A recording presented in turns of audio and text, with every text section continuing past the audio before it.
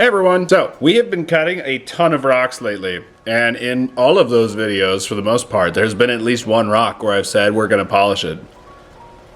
That's what we're doing today. Well, I say today. Really, this video will probably take place over the course of several weeks. So I've gotten a lot more practice on my Vibratory lab. We've done a ton of rocks now, and I feel like we've gotten some really good results. So I have picked out some rocks that we're gonna do today. And yeah, these are the ones that in all of those videos, I have said that I am excited to see them polished. This is a really good batch. I don't know if we'll do all of them, but we might. I don't know. Let's take a look. These right here are our culprits, and I am excited to see what these are going to look like. We've got this lovely Tortella agate. I left the backside raw specifically to show off those shells, but this one's really nice and agatey, so it should polish nicely. This awesome piece of brecciated wood we cut recently. That is gonna be so nice. That blue is gonna darken up so much. This right here, which might be one of the coolest Montana agates I've ever cut. Look at all that green moss in there. That is gonna be amazing. This right here, which was a mystery rock. I bought it from the rock shed, but I could not for the life of me remember where it came from.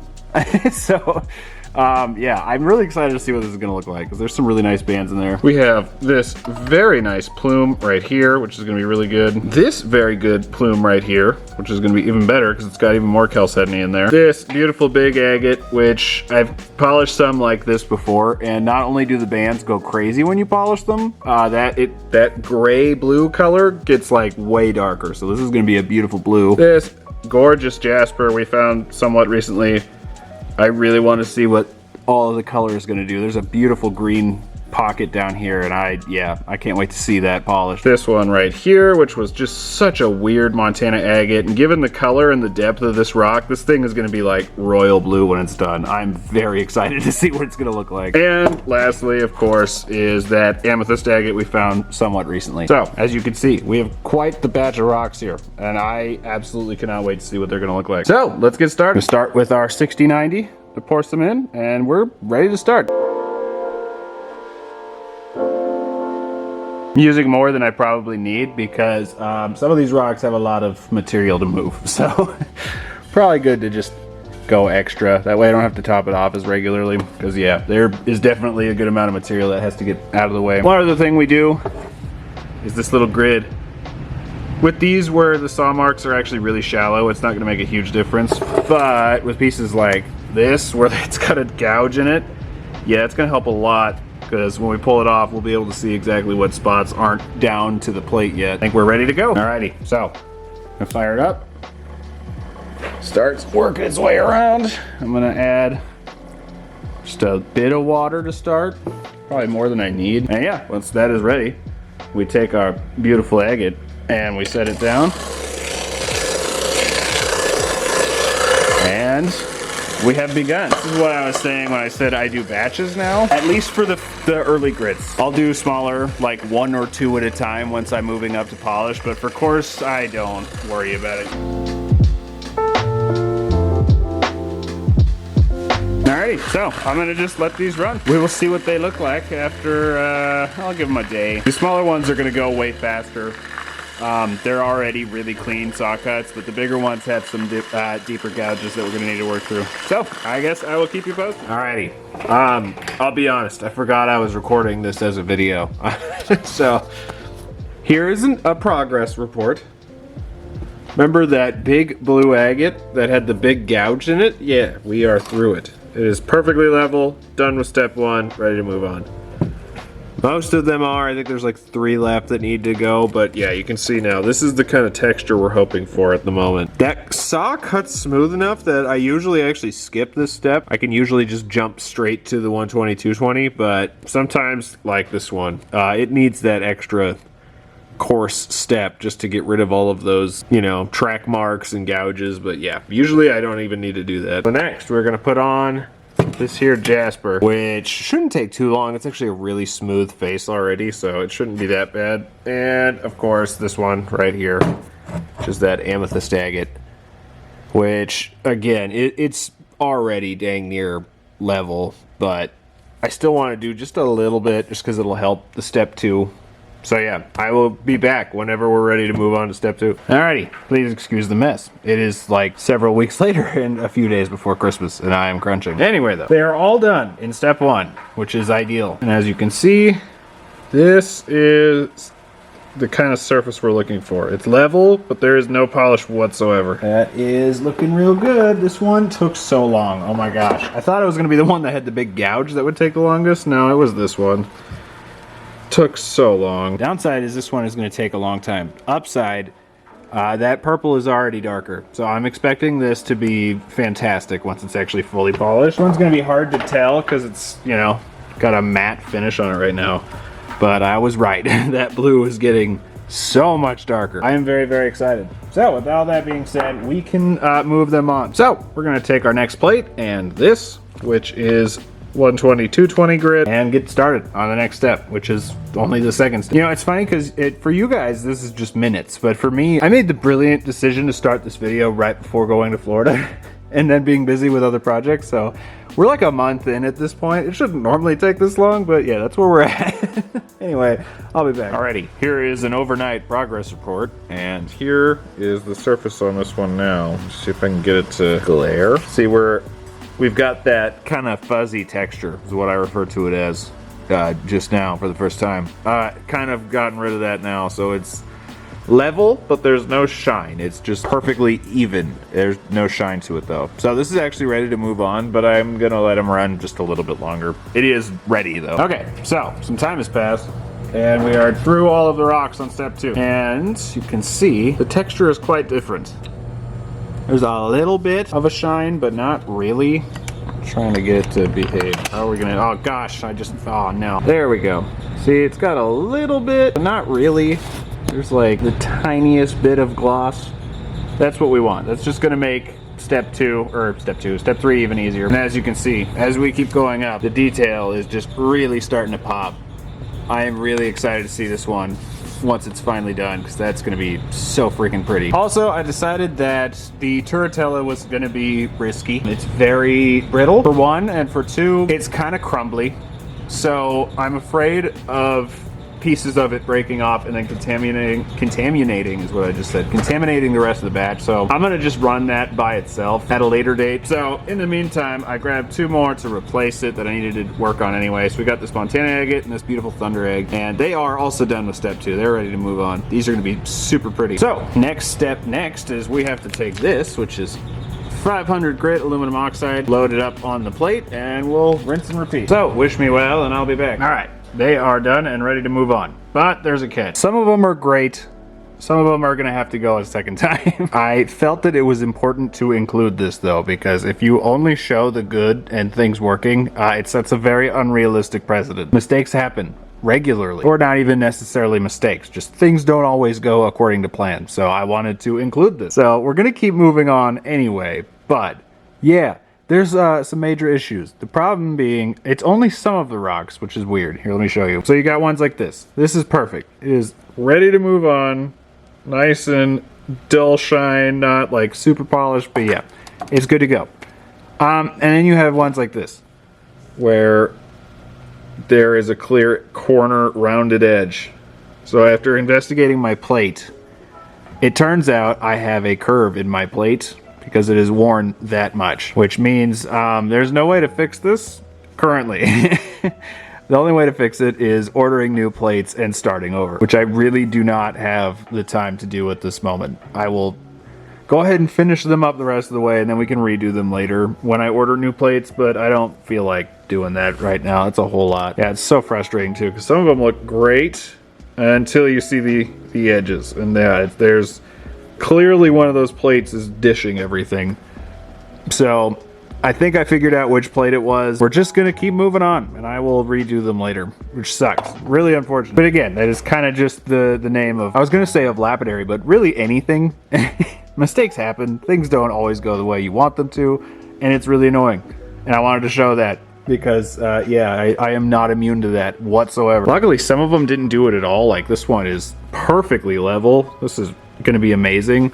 Really happy to see that that one didn't get any curvature. Also this one right here, which is gonna be just brilliant blue, this one didn't get any curve either. So I am happy that the two I was most excited about were you know, unaffected by it. So with all that being said, we can now move on to our final grit, which is this plate right here, which clearly, as you can see, I forgot to wash out the last time I used it. So what this is actually just a previously worn down plate with a felt pad on top, and then we're gonna pour polishing compound onto it as well as water and then let it run. So I'm gonna toss on some grit and some water, and I will keep you updated on how they're doing. Okay, they are all done. There's good news and there's bad news. The good news is they all took a phenomenal polish. They all look so good. That is a mirror finish on all of them. Bad news.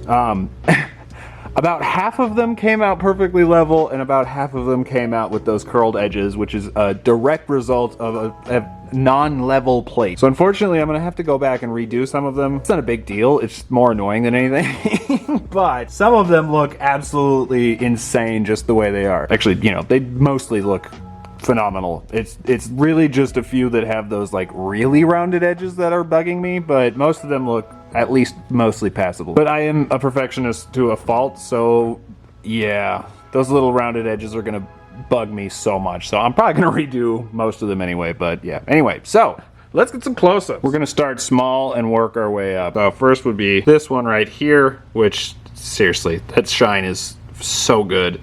Got a little bit of a rounded edge on this side. It's actually not that bad, but it is in a little bit right here. Can barely even see it on the camera. This edge is really bothering me.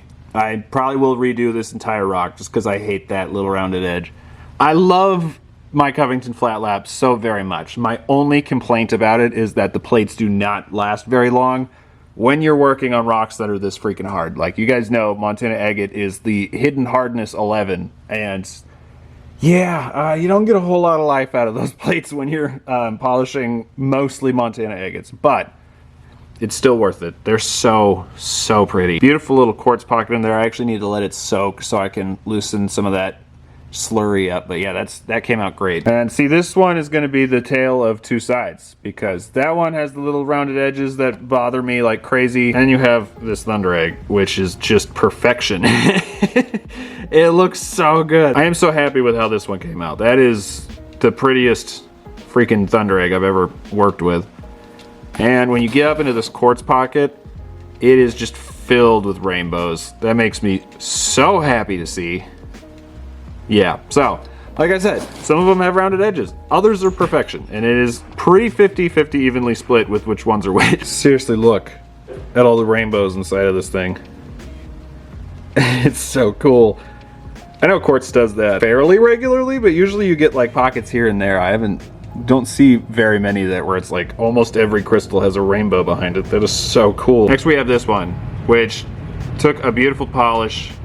Petrified Wood is one of those rocks that I actually do want undercutting because it really, it's hard to show on the camera, but it really highlights the differences in texture. Like all of those little agate pockets pop because of the undercutting. That is such a super brecciated piece. Look how blue that is. Isn't that gorgeous? But yeah, when you back out, you can see got another one of those rounded edges. So I'm gonna have to redo this one. Next we have this one, which came out so well. This one did not have any of the rounded edges. Mirror freaking shine, but just look at that rock. That is one of the weirdest agates I've ever found in the Yellowstone. Just solid green tree moss agate. Just crazy. And when I found it, I caught it fairly recently. I don't remember how old that video is at this point, but all of the signs on the outside pointed to banding. I didn't really see any of that plumy stuff on the surface. There was a little bit over here, but yeah, when I got inside of it, I knew immediately that I was gonna want to polish this one because that thing is just absolutely insane. So beautiful. And here's another one that did not turn out great. Great polish on most of it, but it has some pretty severe rolled edges, especially over here. You can just see how much that edge dives off over there. So yeah, that one's probably going to need to get repolished. Well, it definitely is going to get repolished. Yeah, it's really frustrating because you see the 98% of it and you're like, yeah, that looks great, and then you roll it over and notice this edge that is so rolled over it didn't even take a polish at all. So It's a little frustrating, but oh well. And here's another one that came out fantastic. Just mirror shine. This is such a dense, hard Montana agate that there isn't like no undercutting whatsoever except a little bit on the quartz pocket. It is so nice and uniform, and look how blue. It's just so blue.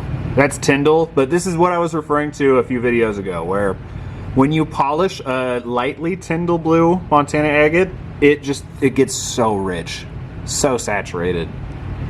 Nice and mossy bands, quartz pocket. Yeah, what's not to love? I wish it was a little less fractured, but hey, it's still absolutely stunning. Also, I decided that since I took the Turritella out of the running, I needed to replace it with something, so I added in this Brazilian agate that I needed to work on, and I'm so happy I did.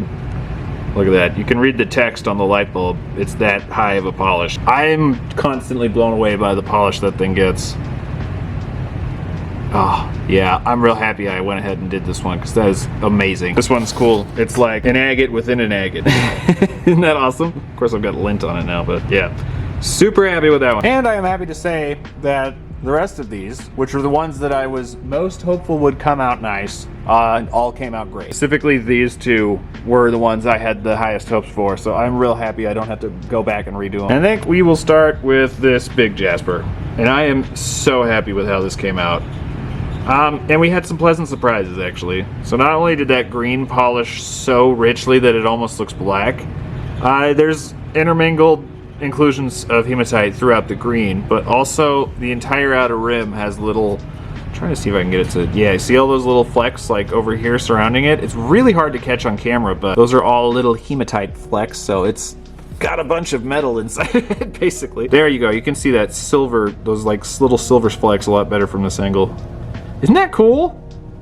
So yeah, it's actually way prettier and more unique than I was expecting. It's why another reason I love polishing. Sometimes there are little hidden secrets that you do not see until you're done polishing. Okay, I was wrong, I lied actually. This one did have a little bit of rolling over that I forgot about. You can see it right along that edge right there. It's not as bad as some of the others, but yeah, it's definitely still gonna need to get readdressed, but either way, that's a very pretty agate. I can be happy with it.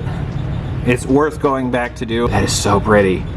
Ah, love it. And lastly, we have these two, which were by far my two favorites that I was most hopeful for coming out really well. And when I cut this in the video, I said, you just wait until this is polished. It's gonna be so blue. And look how freaking blue it is. Oh my goodness. It's so blue.